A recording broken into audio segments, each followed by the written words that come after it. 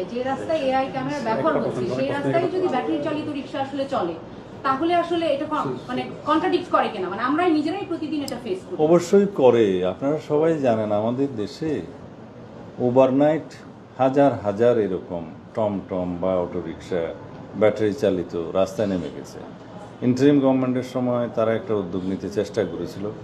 হাজার হাজার লোকজন, যেহেতু আমাদের এখানে বেকার সমস্যা বেশি, তারা কর্মসংস্থানের দোহাই দিয়ে তারা কিছুটা রিলিফ পেতে চেষ্টা করেছে। আমরাও সেটা অ্যাড্রেস করেছি।